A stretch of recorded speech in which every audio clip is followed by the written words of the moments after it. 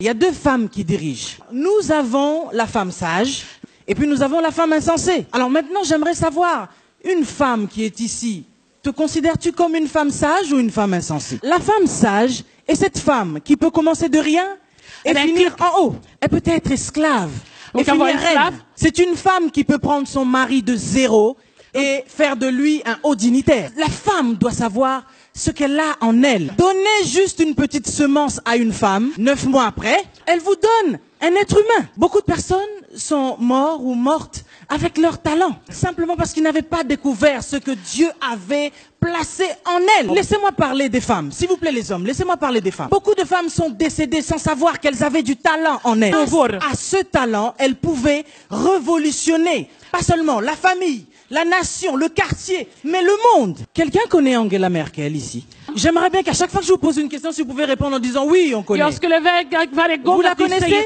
Est-ce que vous savez quel est son apport pour l'Allemagne? Cette femme a relevé l'économie de son pays. Aujourd'hui, l'Allemagne a du mal à se passer de cette femme. Elle est là où il y a les puissants du monde. Là où les hommes sont assis pour prendre des décisions, eh bien, il y a cette femme qui est là aussi. Et elle pèse, n'est-ce pas? Si Madame Merkel dit non à quelque chose, si elle refuse de prendre une décision, peut-être pour une loi ou autre, ce qui concerne l'Union européenne, eh ben, vous savez, cette loi peut ne pas être votée. Parce qu'elle pèse. Mes femmes, est-ce que tu pèses, toi? Est-ce que tu pèses, premièrement, dans ta maison? Si tu ne pèses pas dans ta propre maison, si tu ne pèses pas dans ta famille, comment pourrais-tu peser dans ta nation? Comment pourras-tu peser dans le monde? Tu dois avoir quelque chose pour peser.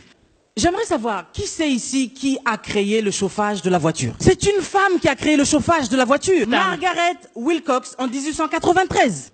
La sortie de secours. On a des sorties de secours. Est-ce que vous savez qui a créé ça? Qui a inventé ça? C'est encore une femme. Oh là là, c'est extraordinaire, non? Qui a créé encore le radeau de sauvetage, seringue médicale, le réfrigérateur? Est-ce qu'il y a une femme ici qui a un réfrigérateur chez elle? Vous avez des réfrigérateurs chez vous? Qui a un réfrigérateur? C'est une femme qui a inventé le réfrigérateur. Est-ce que vous le saviez avant que je vous l'annonce? Mais regardez un petit peu ces femmes. Que serait le monde aujourd'hui sans ces femmes? On n'aurait pas de réfrigérateur. Elle a créé la plupart des technologies de télécommunication. C'est la physicienne Shirley Jackson. Elle a été la première femme noire à recevoir un doctorat du MIT en 73.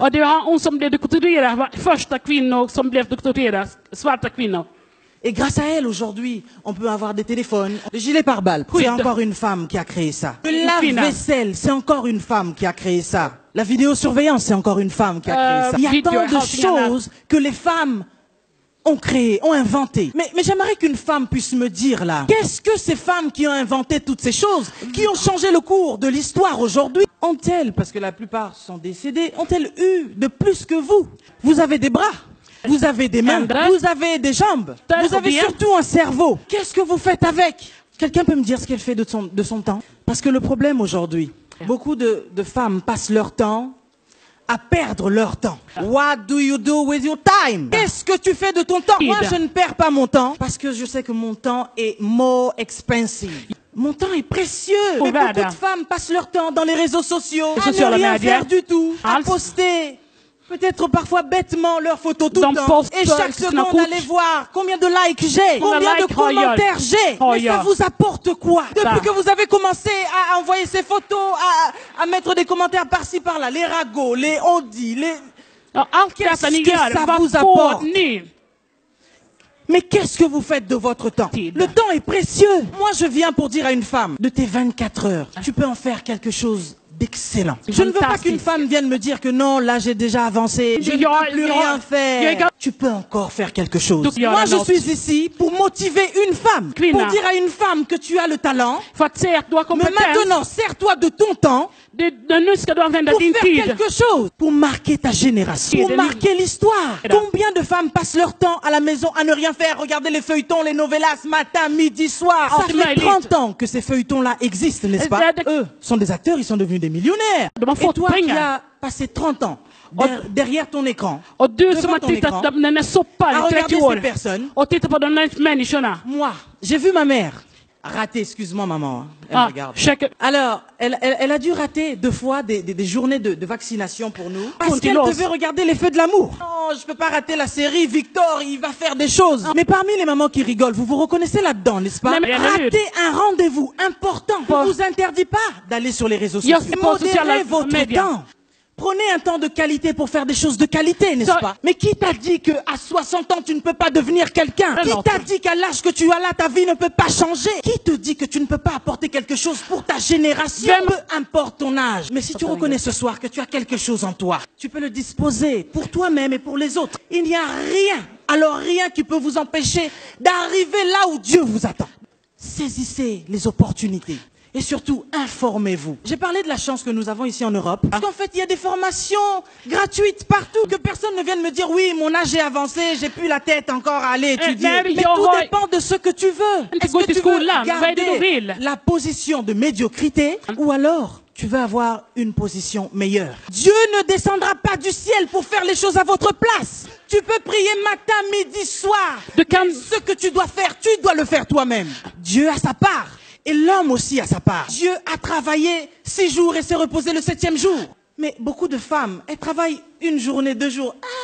Moi vraiment le travail ici en Europe, c'est difficile, ça me tue vraiment. Ah non, faut gérer les enfants. Et le mari encore le soir va te demander. Och mannen också vill ha sin del på kvällen. Ça, ce n'est pas une raison. Ja, men det är ingen skäl.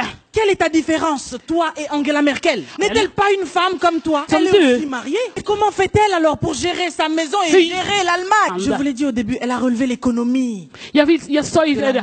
Qui est cette femme aujourd'hui qui veut relever sa maison? Qui est cette femme aujourd'hui qui veut relever son quartier? Qui est cette femme aujourd'hui qui veut marquer son histoire, son époque, sa génération? Beaucoup de femmes ici sont comme des téléphones portables avec beaucoup d'applications, mais qui ne servent à rien. Il y a plein de femmes qui ont des téléphones, dès qu'il faut faire quelque chose. Hé, Junior, viens un peu me montrer ici, comment on envoie le texto là? Comment on fait pour aller sur YouTube au 21e siècle? Vous ne savez pas utiliser un téléphone portable. Aujourd'hui, le téléphone portable dont je parle, c'est toi, femme! Comment est-ce que tu ne sais pas utiliser le potentiel que Dieu a placé en toi? Tu es plus qu'un téléphone portable. Tu as tellement d'applications en toi. Saisis l'opportunité. Et lève-toi maintenant.